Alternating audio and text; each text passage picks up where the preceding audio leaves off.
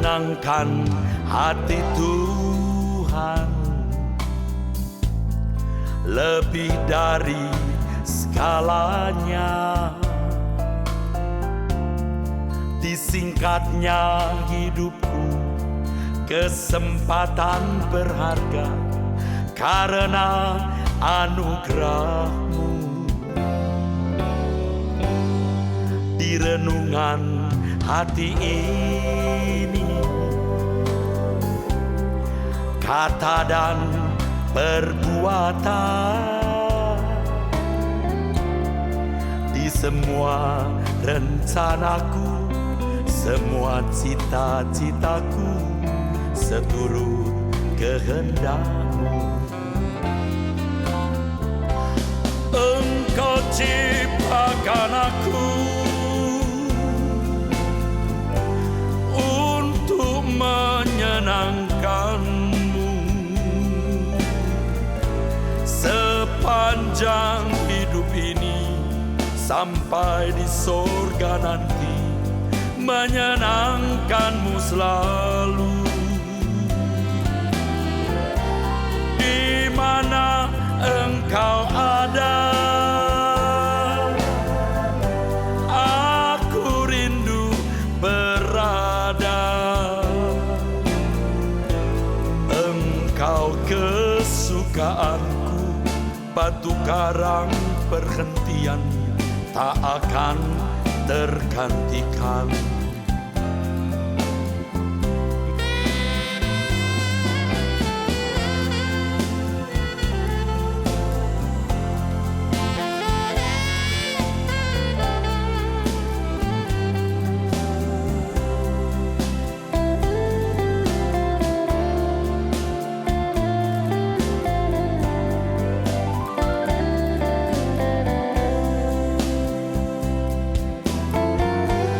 Menyenangkan hati Tuhan lebih dari segalanya. Disingkatnya hidupku, kesempatan berharga karena anugerah-Mu. Di renungan hati ini, kata dan perbuatan, di semua rencanaku, semua cita-citaku, seturut kehendak-Mu. Engkau ciptakan aku untuk menyenangkan-Mu. Sepanjang hidup ini sampai di sorga nanti, menyenangkan-Mu selalu. Di mana Engkau ada, aku rindu berada. Engkau kesukaanku, batu karang perhentian tak akan tergantikan. Engkau ciptakan aku untuk menyenangkan-Mu. Sepanjang hidup ini sampai di sorga nanti, menyenangkan-Mu selalu. Di mana Engkau ada, aku rindu berada. Engkau kesukaanku, batu karang perhentian tak akan tergantikan. Engkau kesukaanku, batu karang perhentian tak akan tergantikan.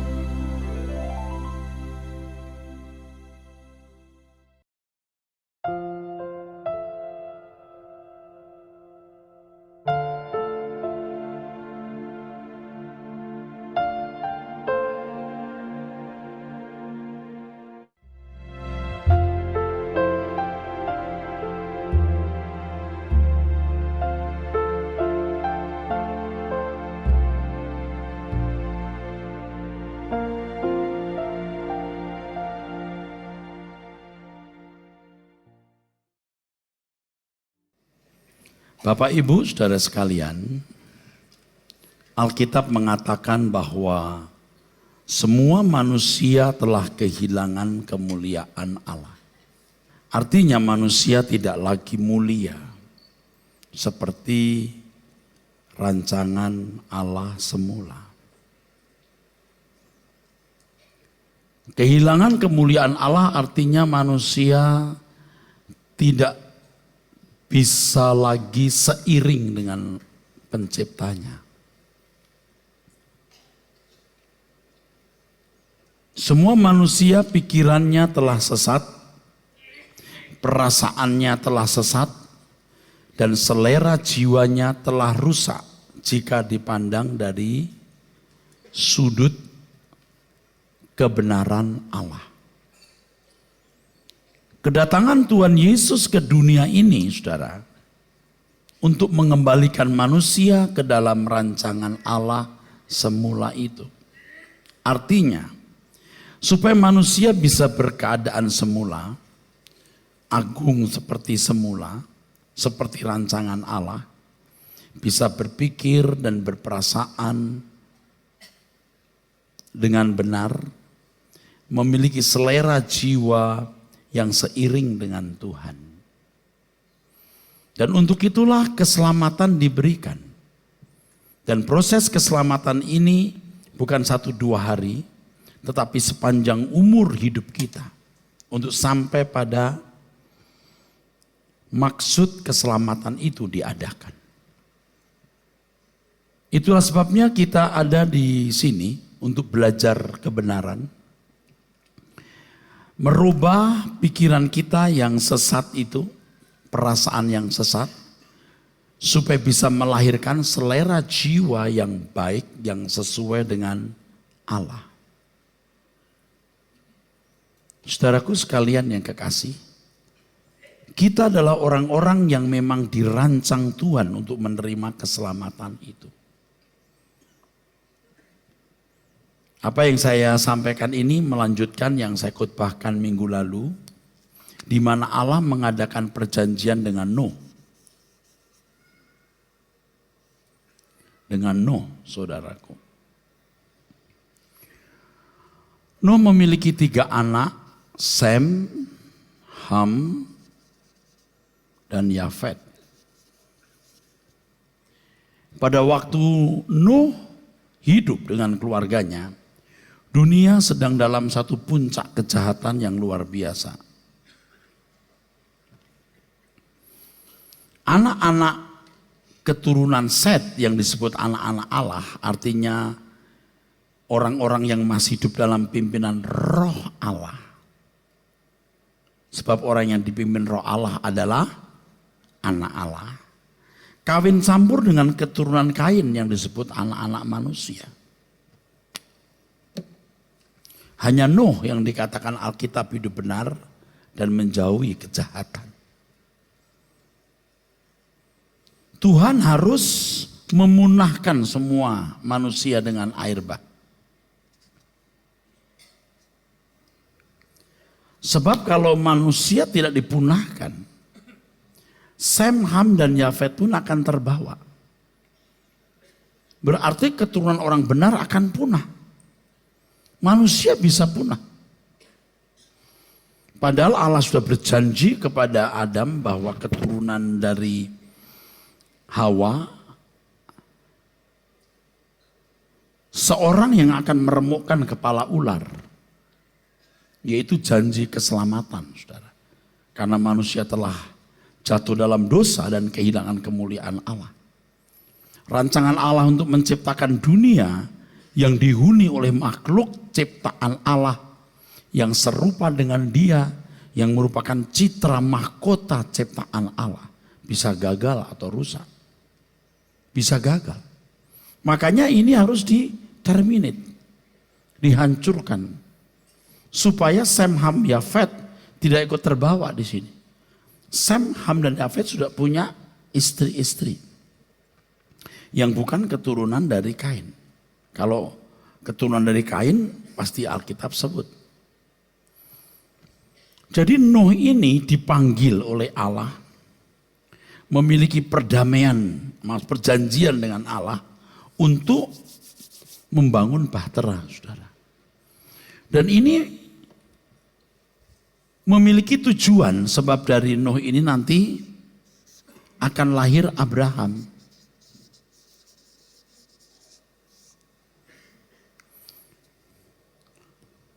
Jadi Nuh ini sebenarnya menyelamatkan dunia dengan membuat bahtera dan menyisakan orang-orang yang bisa melahirkan orang-orang benar kemudian hari. Nah kemudian Allah memilih Abraham, mulai mengerucut Abraham.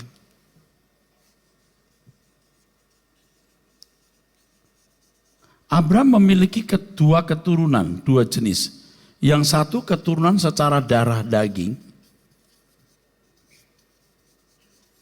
Ini bangsa Israel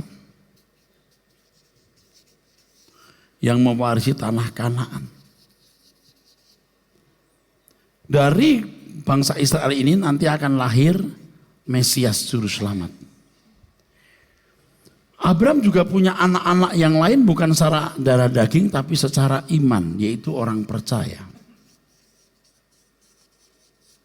Yang akan mewarisi langit baru, bumi baru.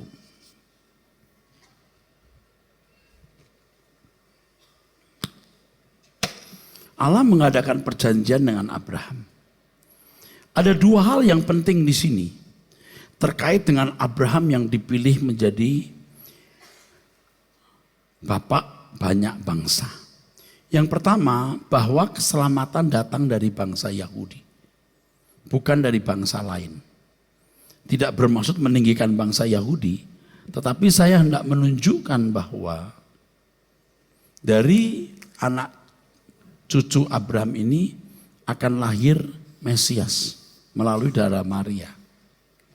Itu yang pertama. Yang kedua, cara penyelamatan Allah bukan dengan Taurat, tapi dengan iman. Nah, orang yang mau menerima keselamatan atau dikembalikan ke rancangan Allah semula harus menjadi keturunan Abraham di dalam iman.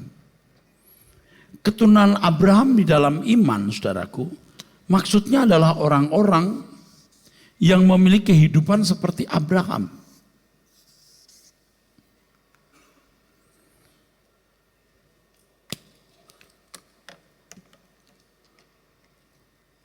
Hari ini kita melihat kekristenan yang mengalami kemerosotan hebat. Banyak gereja dan pendeta dan teolog mengajarkan keselamatan yang salah. Berbicara mengenai iman hanya dipahami sebagai pengaminan akali atau persetujuan pikiran. Percaya Yesus Juru Selamat, lalu merasa sudah menjadi orang percaya, terhisap sebagai anak Abraham. Anak Abraham akan melakukan apa yang Abraham lakukan. Dalam Yohanes pasal 8 Tuhan Yesus berkata, kalau kamu anak Abraham, kamu akan berbuat seperti yang Abraham lakukan. Kalau kamu anak Abraham, kamu juga berbuat seperti yang Abraham lakukan. Nah pertanyaannya, saudara mengerti nggak apa yang Abraham lakukan? Nah kalau tidak mengerti, lalu iman saudara, iman yang berpola siapa? Sebab ada agama-agama yang mengajarkan iman juga. Dan kalau Mereka mengatakan bahwa pengikut penganut agama mereka orang beriman. Apakah definisi iman mereka itulah yang kita adopsi? Atau agama mana? Iman kita harus berpola iman Abraham. Dan iman itu bukan sekedar sebuah aktivitas nalar, kegiatan pikiran, tapi tindakan. Tetapi tindakan. Abraham dipanggil keluar Ur Kasdim. Dia meninggalkan budaya yang begitu maju di lembah Sumeria. Dia menjadi bangsa pengembara atau bangsa nomaden. Dia harus menunggu 25 tahun anaknya lahir. Imannya mestinya makin surut, tapi Alkitab berkata makin kuat. Ketika anaknya lahir, sudah besar, dia harus mengorbankan sebagai korban bakaran yang dicacah, dipotong-potong, dibakar habis seluruhnya. Abraham pun melakukan. Memang kita dibenarkan bukan karena Taurat, bukan karena perbuatan berdasarkan Taurat, tapi iman. Tetapi iman itu bukan hanya aktivitas pikiran atau kegiatan nalar, tapi tindakan. Jadi kalau seseorang tidak memiliki iman seperti tindakan Abraham, dia belum orang percaya. Dia tidak termasuk anak Abraham. Dia tidak layak merasa memiliki keselamatan. Dan pasti orang seperti itu tidak memiliki keselamatan di dalam Tuhan.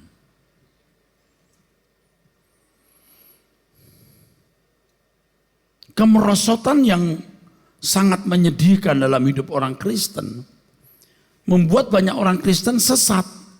Kulitnya, kemasannya orang Kristen, dalamnya itu kafir. Karena gaya hidupnya sama seperti gaya hidup orang kafir.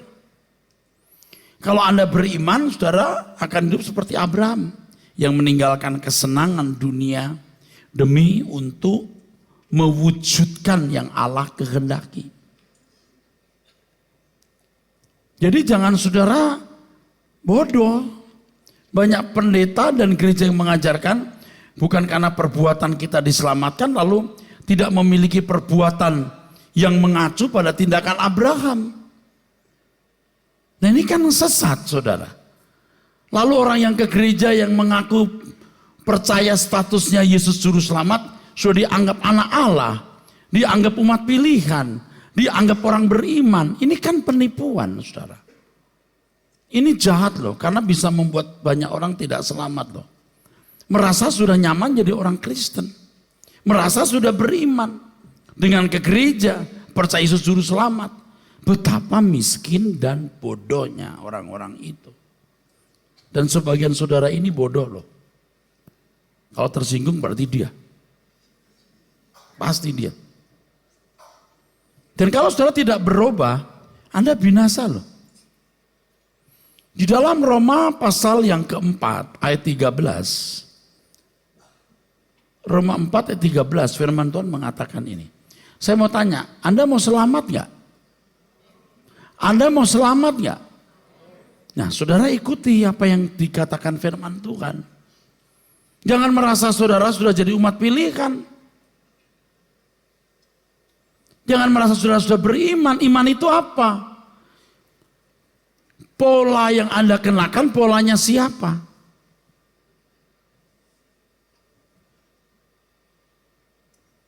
Harus mengacu pada kehidupan Abraham. Abraham itu tidak beragama loh. Kalau dia beragama, dia pasti beragama Zoroaster, agama orang-orang Ur Kasdim. Dia tidak beragama, tapi bertuhan dia. Dan kehidupan Abraham yang bertuhan itu ditandai dengan melakukan apa yang dikehendaki Allah. Bukan yang dikehendaki oleh agama dengan hukum-hukumnya. Maka orang Kristen itu tidak punya hukum-hukum yang mengatur bagaimana cara berpakaian, makanan apa yang halal, makanan apa yang haram. Enggak punya. Liar dong Pak. Enggak, karena Tuhan jadi hukumnya. Kalau Tuhan jadi hukum kita, wah pasti sempurna saudara.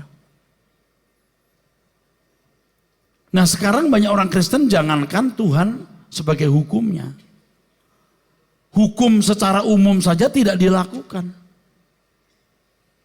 Lalu merasa sudah selamat karena selamat bukan karena perbuatan baik. Tuh, apa enggak jadi ngawur sekali saudara. Kristen yang benar itu adalah memiliki isi percaya yang benar. Ini saya kasih tahu nanti isi percayanya. Sekarang baca dulu. Sebab bukan karena hukum Taurat telah diberikan janji kepada Abraham dan keturunannya bahwa ia akan memiliki dunia. Nah, saudara, dunia di sini bukan bumi ini, tetapi universe, jagat raya. Dunia di situ jagat raya ini, yaitu langit baru, bumi baru nanti, saudara.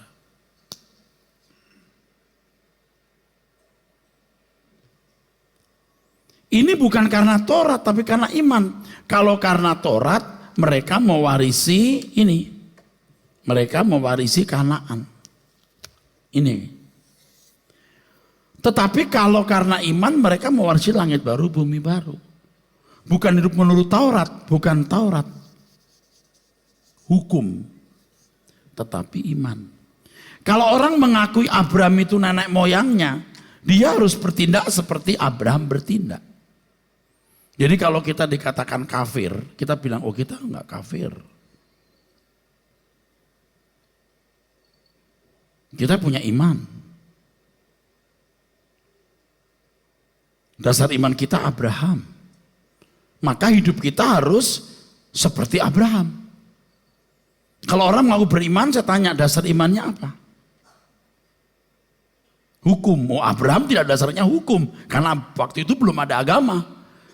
Abraham dasarnya percaya Allah.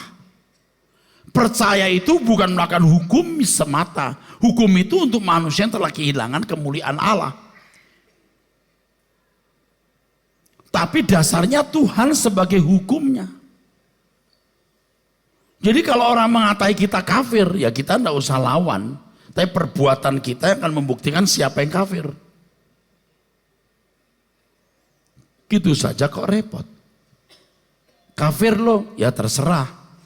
Karena kafir itu bukan pada stempel agama, tapi pada perbuatan atau tindakannya. Ini Abraham. Abraham waktu menghadapi masalah gembala-gembalanya ribut dengan gembala-gembala ponakannya Lot. Abraham berbuat apa? Mengalah. Ya udah kamu terserah. Kalau kamu ke selatan, aku ke utara. Kalau kamu ke timur, aku ke barat. Nah kira-kira begitu. Nah kalau orang nggak ngalah, maunya menang sendiri, ngotot, itu bukan orang beriman. Orang beriman itu mengalah seperti Abraham mengalah. Dijolimi, diam. Iya, dijahati, diam. Itu orang beriman. Itu bukan orang kafir. Yang kafir itu orang yang mau menang sendiri, itu kafir. Makanya kalau Anda nggak mau disebut kafir, ikuti jejak Abraham. Karena Abraham punya anak, bukan hanya Ishak, ada anak yang lain juga. Sekarang kamu anak yang sah atau anak yang gak sah? Kalau yang sah, you mesti seperti bapakmu, Abraham. Walaupun apa yang terjadi, saudara? Dia makin tua, Sarah sudah mati haid, mati pucuk atau menopause atau berhenti haid. Tapi iman Abraham tidak surut loh. 25 tahun dia menunggu anaknya loh. Dia tidak kehilangan imannya. Iman itu harus dibuktikan lewat keadaan yang sulit. Kalau nggak ada keadaan yang sulit, Anda tidak bisa teruji. Emas itu harus diuji dengan api. Ini emas atau loyang, diuji dulu dengan api.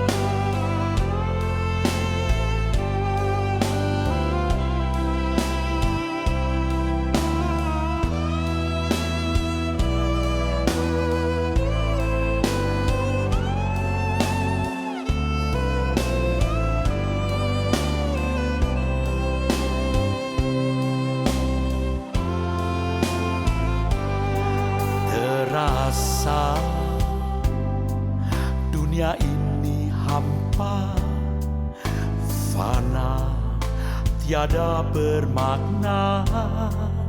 Semua kelabu, yang elok pun semu.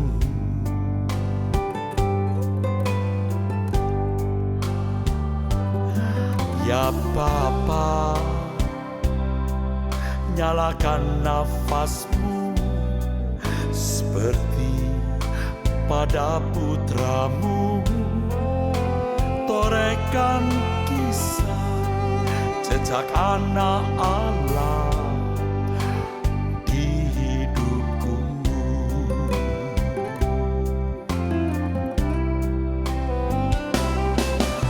Di hamparan padang kehidupan, ku rajut senyummu. Perjalanan ini walau dalam bara, mengukir permata. Di rengkuhmu rencana jiwaku, tembangkan rinduku. Di tepi gitaku, ku gapai madumu, lakan langit biru.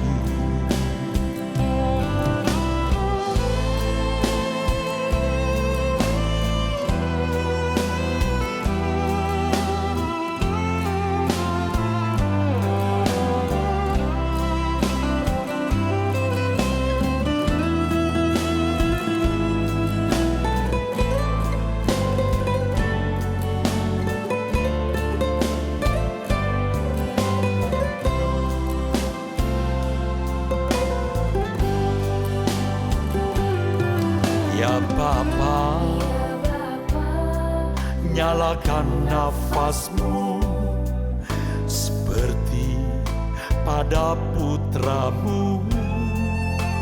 Torehkan kisah jejak anak Allah di hidupku.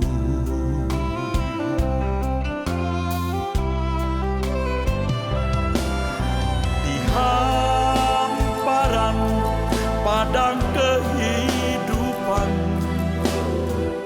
ku rajut senyummu. Perjalanan ini walau dalam bara, mengukir permata. Di rengkuhmu rencana jiwaku,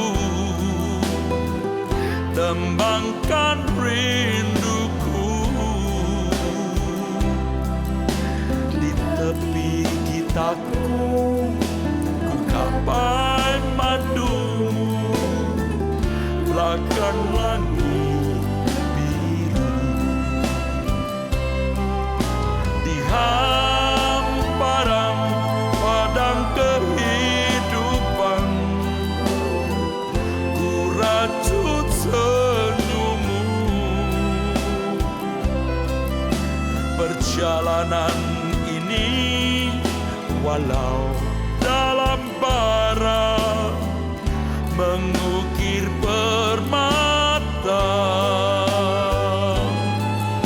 Di rengkuhmu rencana jiwaku, tembangkan rinduku. Di tepi gitaku, ku gapai madumu, lakan langit biru.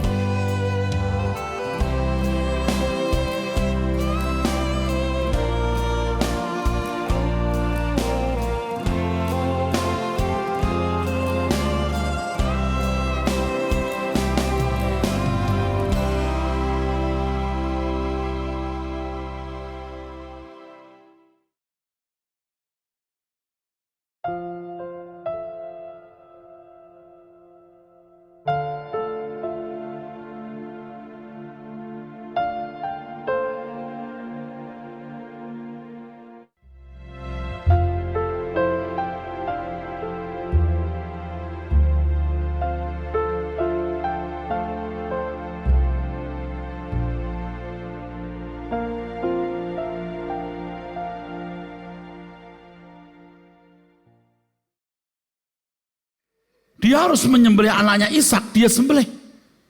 Walaupun akhirnya tidak jadi sebab banyak ujian. Apakah pada waktu itu pernah ada orang mati bangkit apalagi sudah dicacah? Saya kira tidak ada, tapi walaupun tidak ada, Abraham tetap percaya. Apa dasar percayanya? Nggak ada dasar untuk percaya. Walaupun tidak ada alasan atau dasar untuk percaya, Abraham tetap percaya. Maksudnya apa? Dia mempercayai pribadi Allah. Kalau ada orang hutang, katakanlah 2 miliar. Saya mengutangi uang orang 2 miliar. Biasanya orang akan memberikan jaminan. Jaminannya misalnya rumah, ya kita ke bank. Kalau 2 miliar dalam waktu 2 tahun tidak dibayar, ya rumahnya menjadi milik saya yang mempiutangi uang itu. Tapi kalau saya berkata, udah deh, nggak usah pakai jaminan. Lalu yang terima uang 2 miliar dari saya berkata, apa dasarnya Bapak memberikan uang ini kepada saya? Percaya. Tuh, dasarnya percaya apa? Pribadimu ku percayai. Kepada teman saja kita bisa mempercayai seperti itu. Kenapa kepada Tuhan tidak berani? Saudara percaya Tuhan Yesus? Isinya apa? Kalau Abraham percaya Allah Yahweh, Elohim Yahweh, isinya apa? Keluar Ur Kasdim. Tetap percaya, walaupun 25 tahun tidak punya anak, hampir 100 tahun umurnya. 25 tahun dia menunggu. Dia lakukan, disuruh apapun, dia lakukan. Itu namanya beriman. Kalau hanya percaya Allah itu esa, Alkitab berkata, setan pun percaya Allah itu esa. Kalau beriman itu hanya beragama dan sembahyang ke gereja, itu masih beragama. Tapi kekristenan itu jalan hidup yang tidak didasarkan pada hukum, tapi kehendak Allah, pikiran Allah, perasaan Allah, selera Allah. Makanya kita harus belajar siapa dan bagaimana Allah kita itu. Kalau saudara jadi Kristen cuma buat pelengkap minggu ke gereja hari yang lain, Anda tidak mencari Tuhan, saya pastikan Anda tidak akan masuk surga. Yang tiap hari berjalan dengan Tuhan saja sulit, apalagi cuma seminggu sekali. Saya tidak suruh Anda tiap minggu ke gereja ya, tiap hari Anda mencari Tuhan. Apa isi percaya saudara kepada Tuhan?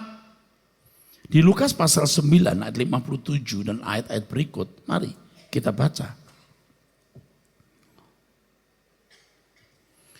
Saudara kalau tidak berubah, tidak bertobat, saudara jangan mimpi ya ke surga, jangan harap ke surga, jangan meyakini masuk surga. Never, never. Syukuran dikasih tahu begini.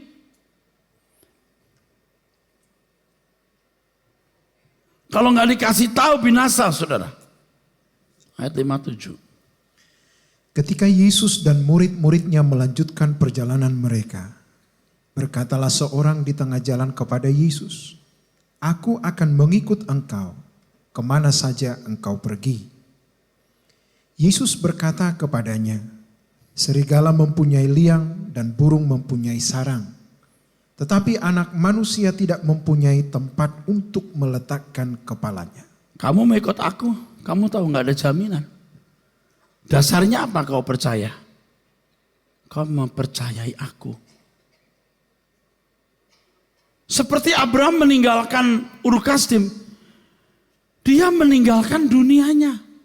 Dia tidak menikmati dunia ini. Dia menjadi manusia musafir. Dia hanya menantikan kota yang memiliki dasar atau konsep yang direncanakan dan dibangun oleh Allah sendiri. Dia tidak menginginkan dunia ini, dia hanya menantikan kota itu. Ibrani pasal yang ke-11 dari ayat 8 sampai 14 menunjukkan Abraham hanya menantikan kota surgawi. Jadi kalau saudara masih mengharapkan dunia membahagiakan saudara, saudara nggak bisa ikut Tuhan Yesus. Ikut Tuhan harus seperti dia hidup, serigala mempunyai liang, burung mempunyai sarang, anak manusia tidak punya tempat untuk meletakkan kepalanya. Jadi kalau sekarang ada orang berkata, Pak saya mau ikut Pak Eras deh pelayanan. Saya akan jawab seperti Tuhan Yesus menjawab. Serigala mempunyai liang dan burung mempunyai sarang, Erastus tidak punya tempat untuk meletakkan kepalanya. Dunia ini bukan rumah Erastus. Aku bukan hidup untuk nyaman-nyaman, aku mau kerja. Melakukan kehendak Bapa menyelamatkan jiwa-jiwa.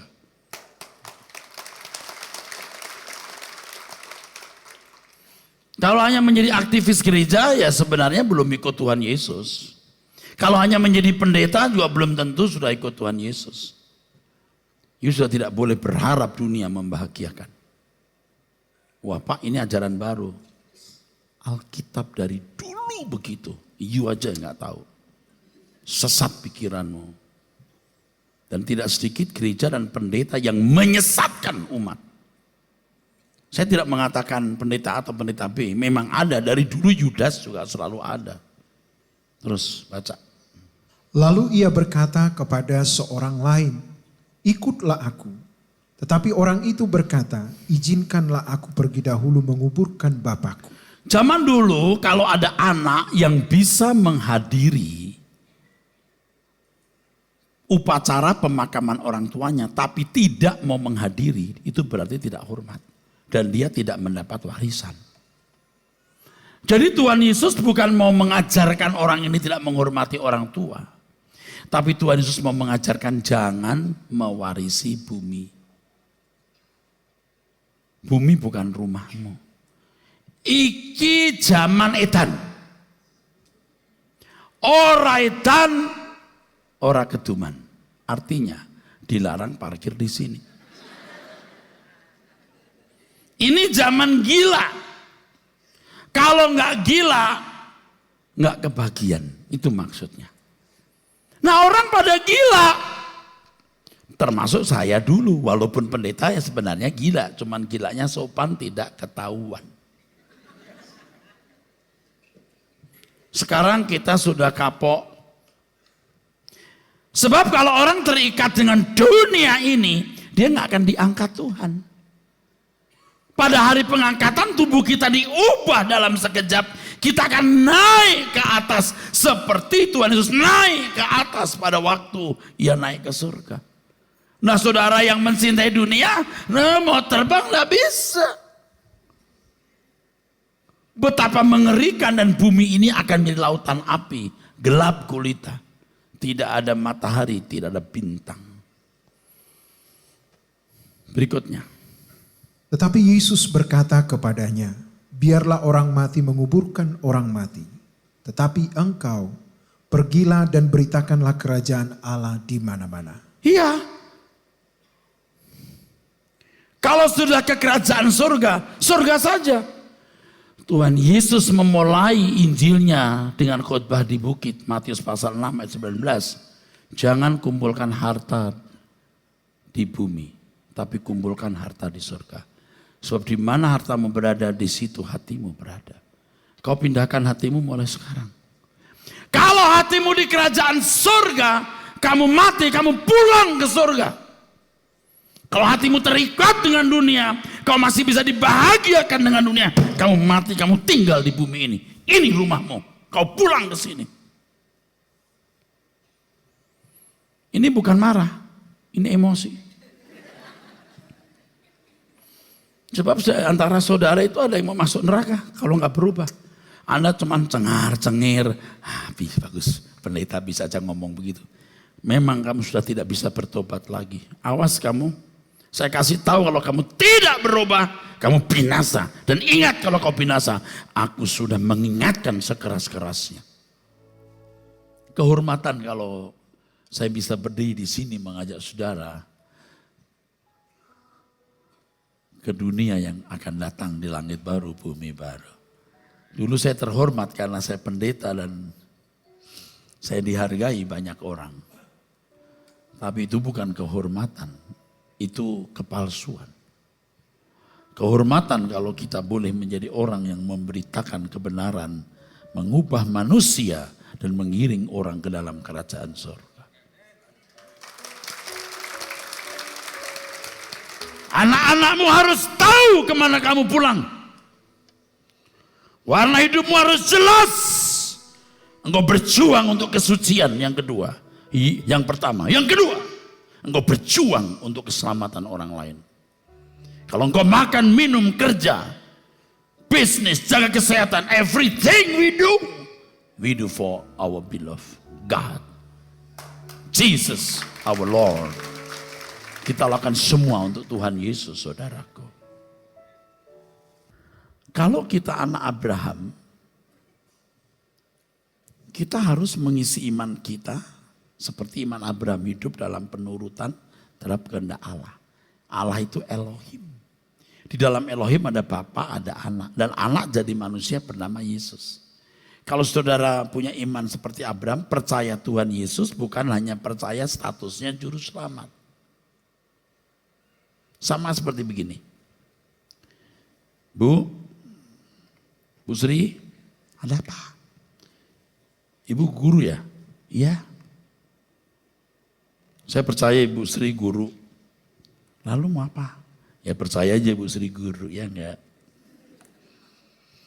Ya maksudnya apa sih kamu gitu? Ya cuma ngomong aja Bu Sri guru kan. Bu Sri begini, lu mau ngapain? Kalau kamu percaya ke gurumu, sini belajar. Sini, duduk. 1 tambah 1 berapa? 3 tambah 3 berapa? Belajar dong. Jangan cuma, Bu Sri kan? Bu guru kan?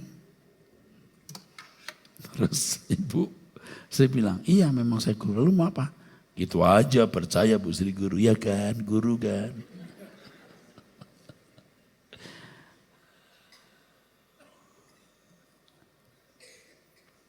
Bukan untuk begitu. Kalau kamu percaya aku guru, kau belajar padaku. Kalau kamu percaya aku juru selamat, kamu belajar bagaimana selamat. Ikuti jalanku. Itu maksudnya. Sudah percaya Yesus juru selamat? Sudah mengerjakan keselamatan? Bagaimana cara mengerjakan keselamatan? Ya belajar dari sini, saudara. Pikiran yang sesat harus diluruskan dulu. Pikiran yang sesat harus diluruskan dulu. Supaya saudara bisa mengerti kebenaran. Perasaanmu diubah. Ini kehormatan. Maka menjadi orang percaya berarti kita menjadi murid. Menjadi murid itu belajar, saudara. Bukan hanya berliturgi. Bukan hanya datang untuk ikut misa, kebaktian, ikuti liturgi atau apapun namanya. Tetapi belajar. Dan bersyukur saudara di sini belajar bukan hanya firman 1 jam atau 50 menit. Dan rindu kita itu diselamatkan, saudara. Dulu saya tidak mengerti kebenaran seperti hari ini, saudara. Setelah mengerti kebenaran seperti hari ini, waduh serem. Aku masih merasa belum berkenan. Berjuang terus. Kalau Tuhan datang kembali ada saatnya pengangkatan. Kita akan diangkat Tuhan kalau kita pantas diangkat. Kalau tidak tetap di bumi. Kalau saudara berkata, itu kan nanti Pak belum jelas waktunya. Oke, belum jelas betul. Tapi kalau kau mati hari ini juga pengangkatan kamu pribadi. Yang lain belum, kamu diangkat sendiri. Masalahnya kamu diangkat ke surga atau ke neraka. Perkarakan dirimu kemana engkau pulang. Nah salah satu ciri orang yang mau melihat dirinya pulang kemana. Pengen tahu gak? Salah satu ciri. Untuk dirimu, engkau lihat dirimu, engkau menguji. Engkau mau pulang kemana. Gampang. Kalau kau masih takut ke surga, takut mati itu something wrong, itu bahaya. Ya Pak, kita masih muda begini juga enggak pengen mati. Oh iya, saya juga enggak pengen kau mati muda, anak bodoh. Kau mesti panjang umur. Tapi kamu tidak boleh takut mati. Kalaupun mati setiap saat, kamu harus punya keyakinan kamu diterima Tuhan. Makanya setiap kesalahan harus dibereskan. Setiap dosa harus dibereskan. Minta ampun kalau salah. Kalau berbuat dosa minta ampun. Harus ada pemberesan tiap hari. Apa sih ruginya? Tuhan mengendaki kita memiliki kehidupan seperti kehidupan Abraham. Itu disebut beriman. Ini tidak mudah, saudara. Tetapi Roh Kudus akan menolong kita. Karena Roh Kudus dimateraikan dalam diri kita akan menuntun kita kepada segala kebenaran. Dan kesempatan untuk ini sangat terbatas, sangat singkat. Jadi jangan disia-siakan, saudara. Kalau saudara sia-siakan ini, Anda gak akan pernah punya kesempatan kedua atau ketiga. Perhatikan ini. Sekarang saya mau tanya, saudara mau berubah gak? Kalau nggak mau berubah, dua kemungkinan, saya berhenti khotbah di sini atau saudara keluar dari gereja ini. Ngusir. Maksudnya begini loh, seperti orang tua berkata, kamu mau jadi anak mama nggak sih? Kalau nggak mau sana pergi. Bukan ngusir, maksudnya kalau jadi anak mama belajar yang rajin, kuliah yang baik, ikut kursus dan lain-lain. Kan itu orang tua yang baik. Tapi kalau saya berkata, saudara jangan pindah gereja ya, di sini saja. Gereja lain enggak ada berkatnya. Yuk pindah terkutuk lo, awas lo. Nah itu kan ngancam Pak. Kalau di sini enggak, yuk mau pindah aja sono. Yang penting kau belajar di sana. Jangan di sini enggak belajar, di sono lu enggak pergi. Sekarang lu maunya apa? Ada buku-buku rohani, yuk baca. Saya enggak percaya buku itu. Yuk baca buku lain dah. Yang penting yuk selamat. Nah enggak saudara? Lo kok enggak ada yang amin?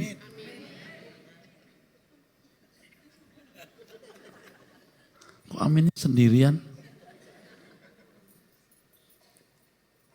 Sekarang sudah saatnya kita berubah Pak. Sudah saatnya kita berubah, kita bertobat. Bukan lagi puas jadi orang Kristen yang ke gereja seminggu sekali. Tapi jadi orang saleh, jadi orang suci. Pemberesan terus menerus sampai kematian tidak menakutkan saudara. Lakukan itu. Nggak ada ruginya. Jangan saudara berkata, Pak kalau ikutin Pak kayak Pak Eras gini, gimana kita bisa cari uang kerja. Loh saudara jangan salah mengerti. Saya juga kerja keras, saya tidak punya waktu untuk rileks-rileks dengan gampang. Saya sering kadang-kadang sekarang pulang jam 2, jam 1 pagi. Bangun jam 5, jam 6, itu benar. Untuk apa? Ya semua juga untuk Tuhan. Nah saya makin yakin bahwa saya akan menjadi bagian dari keluarga kerajaan Allah atau salah satu dari punggawa hulu balang Tuhan Yesus. Sebab Tuhan Yesus akan jadi raja nanti di kekekalan. Saya bukan meminta bukan meminta jabatan. Enggak, saya cuma mau melayani Tuhan Yesus saja. Dan saya itu ingin membawa banyak orang ke surga, saudara. Neraka itu ngeri. Selamanya, bayangkan kalau ada orang berdiri di api kekal terus dia harus jatuh. Mau ke belakang enggak bisa. Ngeri. Maka sebelum itu kejadian saya kasih tahu. Ayo kekekalan itu dahsyat. Di mana-mana saudara. Terus kekekalan itu dahsyat. Jangan jahat kepada orang. Berbuat baik. Terus saudaraku.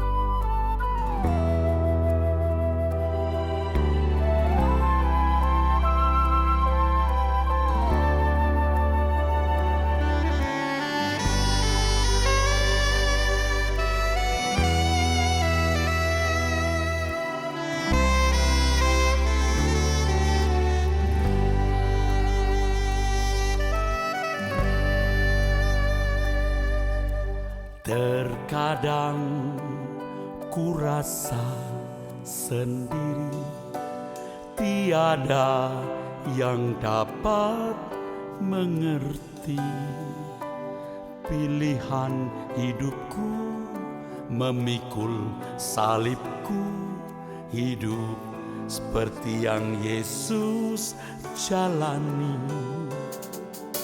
menatap dunia yang terhilang. Siapa yang rela menghadang jiwa-jiwa kekal menuju binasa, terpisah dari Bapa selamanya. Bagaimanapun ku selalu tetap setia ikut jejakmu. Selamatkan jiwa-jiwa jadi sempurna seperti Bapa. Bersamamu penebusku, ku ambil bagian penderitaan sampai kau datang kembali.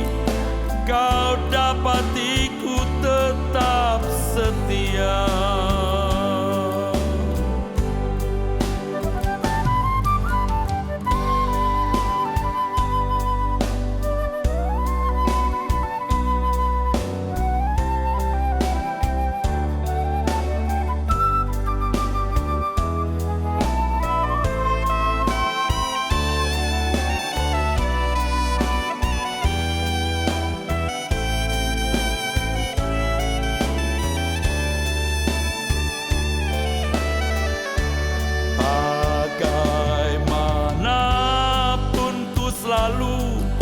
Tetap setia ikut jejakmu. Selamatkan jiwa-jiwa jadi sempurna seperti Bapa. Bersamamu penebusku, ku ambil bagian penderitaan sampai kau datang kembali. Kau dapatiku tetap setia sampai kau datang kembali. Kau dapatiku tetap setia.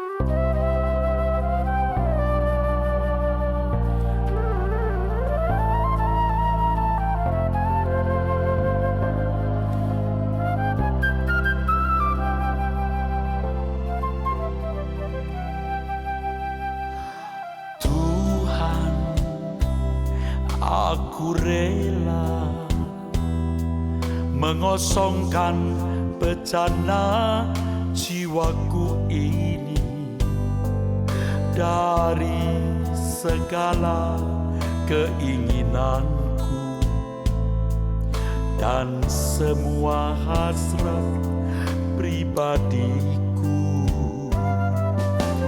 Tuhan, penuhi aku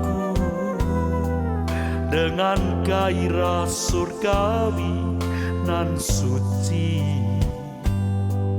agar apapun tak ku ingini lagi, hanya Engkau hartaku abadi.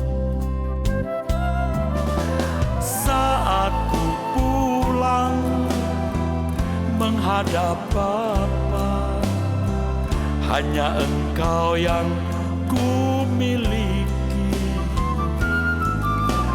Kerinduan hatiku, kehausan jiwaku, dapat ku memandang wajah-Mu.